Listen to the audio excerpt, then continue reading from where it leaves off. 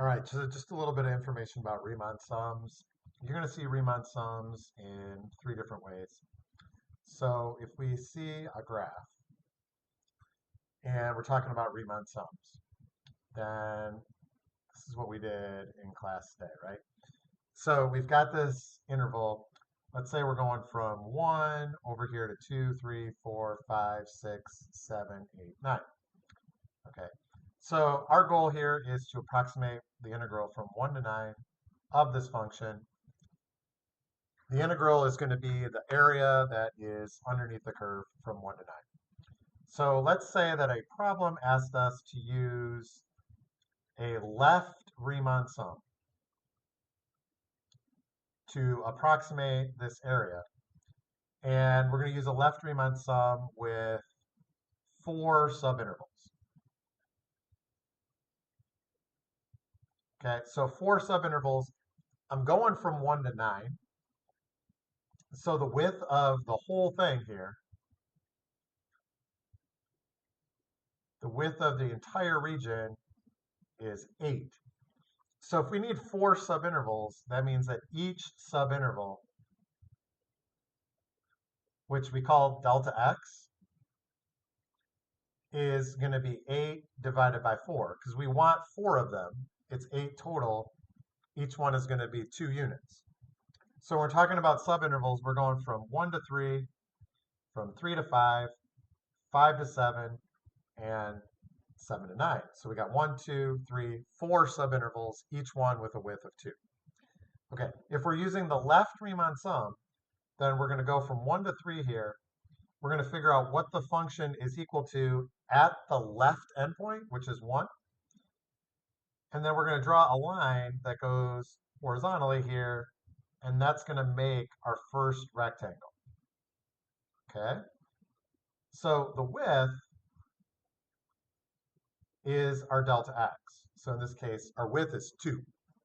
And we're going to get the height of the rectangle by doing f of whatever 1 is equal to. We're going to evaluate the function at 1. There'd have to be some kind of equation or some kind of value we could see on the graph in order for us to get that. Then we're going to go to the second subinterval. And on the second subinterval, now we're going from 3 to 5.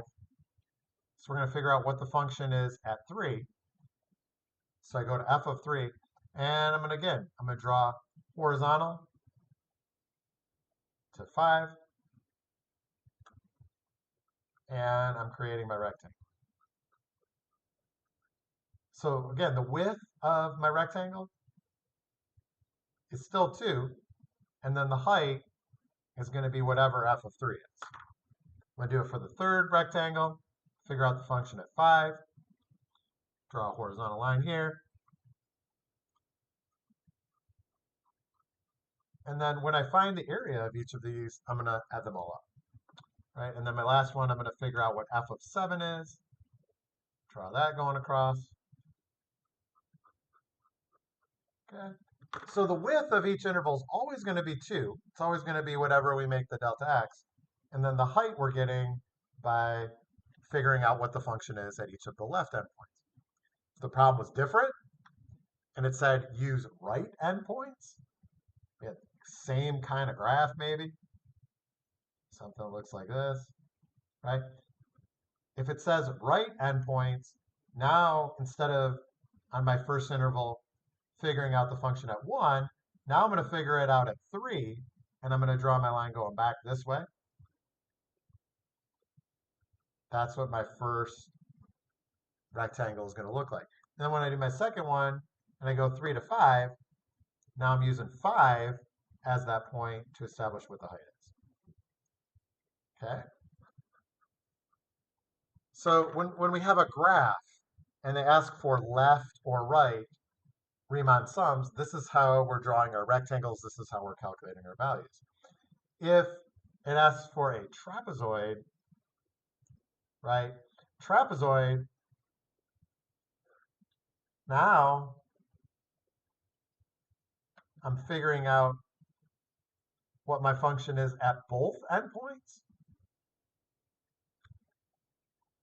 and I'm drawing a line connecting them, and this is how I'm making my trapezoid.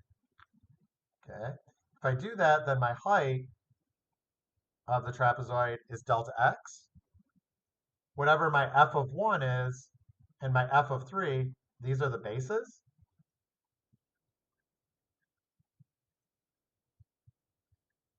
And then I'm using the formula for the area of a trapezoid. So we're looking at 1/2 height times the sum of the bases.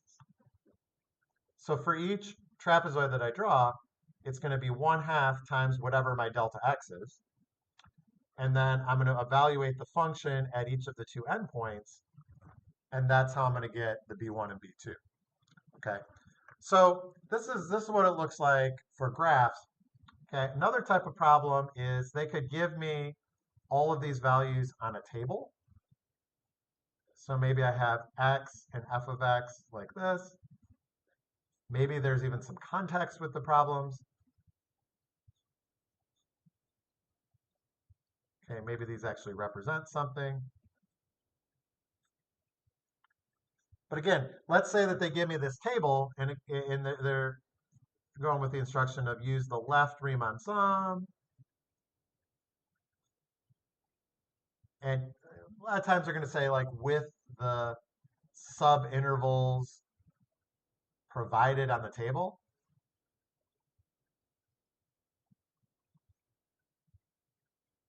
Okay, to approximate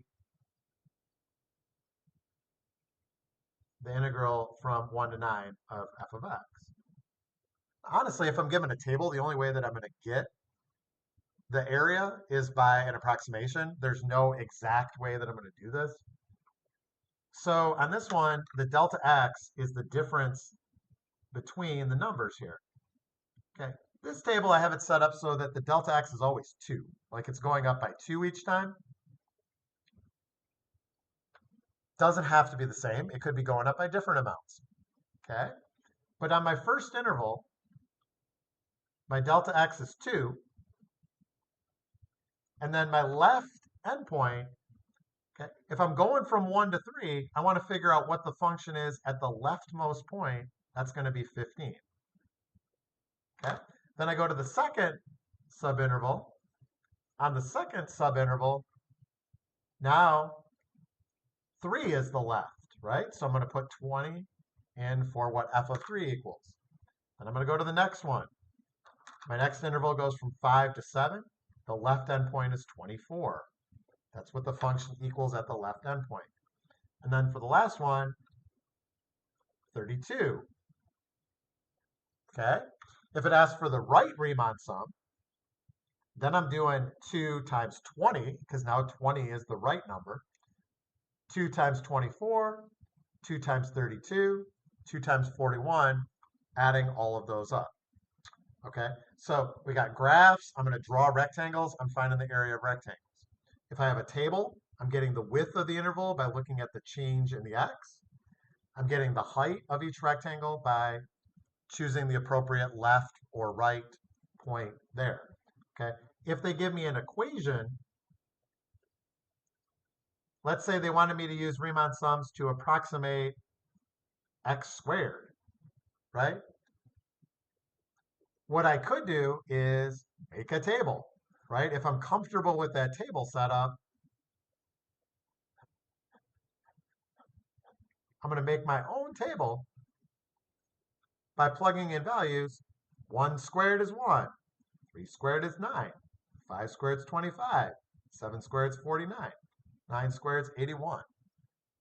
And then I could do all those things that I was talking about on the table there. Okay, so Riemann sums, very tedious. We'd like to have an easier way to do this, and we're going to get an easier way.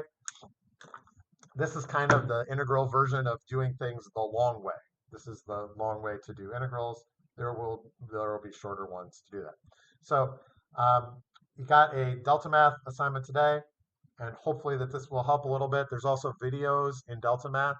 And worst case scenarios, you get a couple of them wrong, you take a look at how they're doing them, and maybe that'll give you some clues on how you might need to proceed.